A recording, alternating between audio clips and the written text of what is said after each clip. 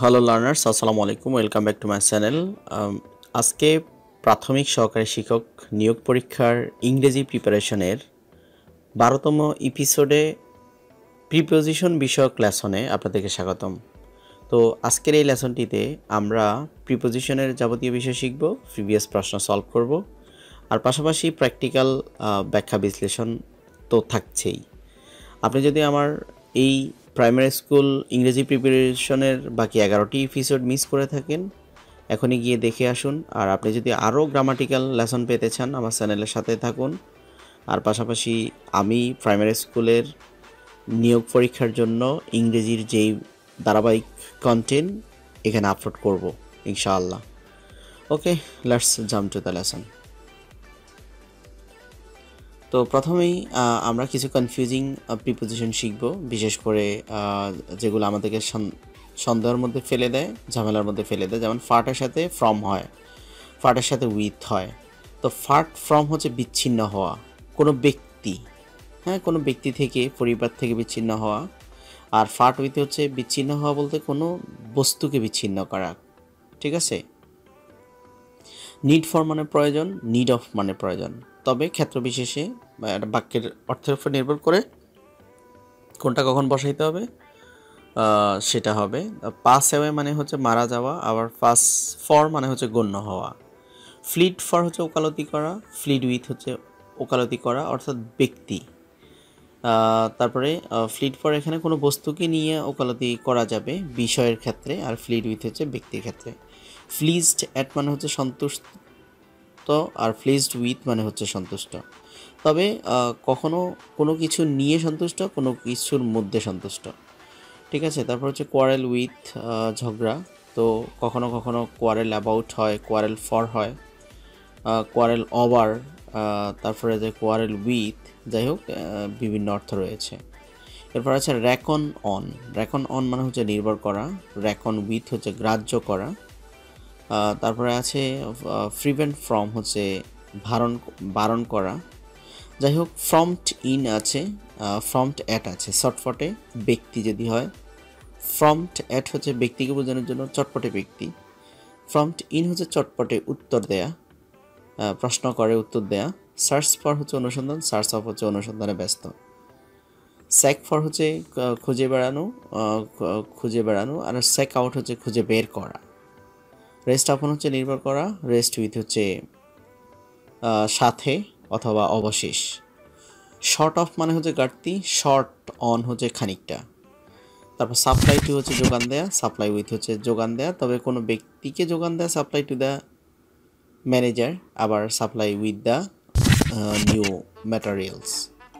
স্মাইলের সাথে talk two কথা বলা, কোনো ব্যক্তির সাথে। টক অ্যাবাউট হচ্ছে কোনো গল্প বা কোনো বিষয় নিয়ে কথা বলা। তারপর থিঙ্ক অ্যাবাউট হচ্ছে কোনো কিছু নিয়ে চিন্তা করা, থিঙ্ক অফ হচ্ছে কোনো ব্যক্তিকেন্দ্রিক চিন্তা। যাই হোক, তারপরে থিঙ্ক ওভার হচ্ছে চিন্তা করা, কোনো কিছুকে নিয়ে চিন্তা করা। উইক ইন হচ্ছে কাঁচা, উইক অফ হচ্ছে দুর্বল। কাঁচা এবং দুর্বল ভিন্নতা রয়েছে। ইউজফুল ফর প্রয়োজনীয় উদ্দেশ্য, আর ইউজফুল টু হচ্ছে প্রয়োজনীয় উদ্দেশ্য বোঝানোর জন্য। ইউজফুল টু আর ইউজফুল ফর। যাই হোক, বিগত সালে কিছু প্রশ্ন রয়েছে, সেগুলো আমরা এখন সলভ করব।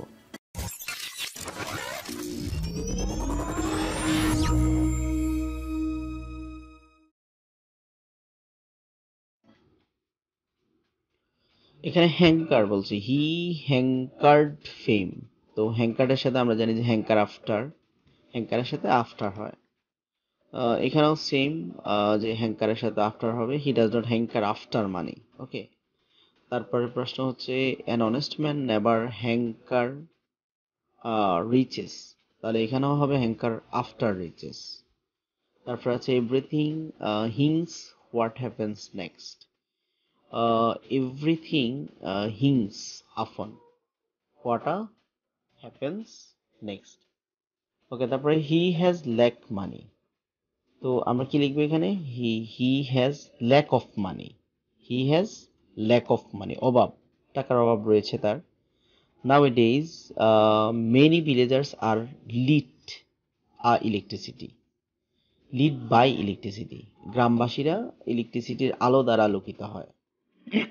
এভরিবডি লংস ফর হ্যাপিনেস, ঠিক আছে, তাহলে আমরা ফর লিখবো, লংস ফর, প্রত্যেকে সুখ চায়, লং এর সাথে ফর হয়। What is the appropriate preposition of the sentence he is mad anything no? Okay, তো he is mad anything no,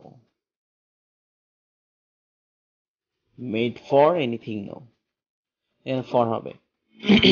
তাই যাই হোক, ম্যাড ফর।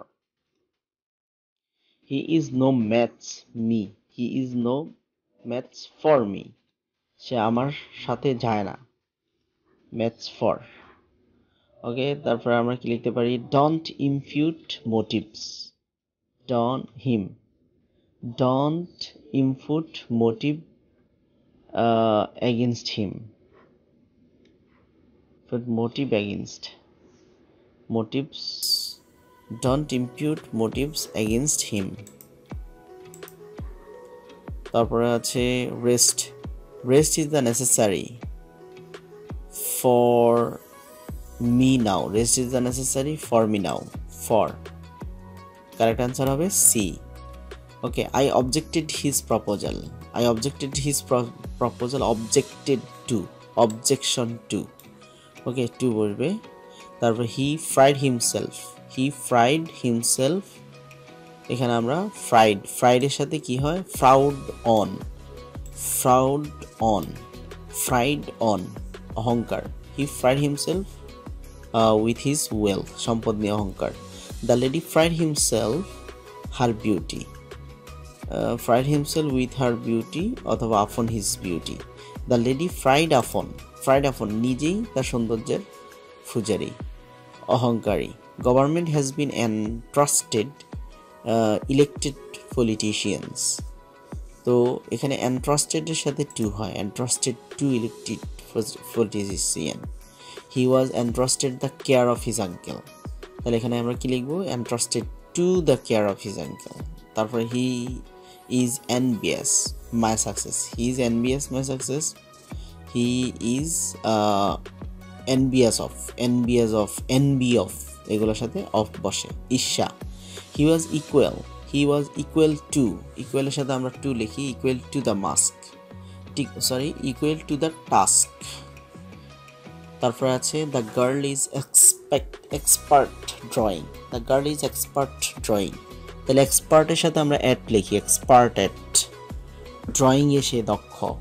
তারপর আছে mister Anwar is expert at physics, okay, ফিজিক্সে সে স্ট্রং বা সবল। I cannot put faith in him, কখনো কখনো faith on হয়, faith in him। Identify the correct sentence, he had faith and hope for, তো আমরা জানি যে faith এর সাথে in হয়, তো শুধুমাত্র faith এর সাথে কি আছে, in আছে এখানে, আর in hope, এখানে hope in হয় না, দুইটা একসাথে হয়ে শেষে প্রিপোজিশন হয়, এরকম কোনো নিয়ম নেই, তো যার কারণে আমরা বি নাম্বারটা কারেক্ট ধরবো। ওকে, তারপরে আছে he fantasized winning the lottery, fantasized the winning lottery, এখানে আমরা ডিটাকে কারেক্ট ধরবো, about, fantasized about winning the lottery। ওকে, আজকে পর্যন্ত। আপনি যদি আমার ভিডিও থেকে উপকৃত হয়ে থাকেন, চ্যানেলটা লাইক এবং সাবস্ক্রাইবের প্রত্যাশা করছি।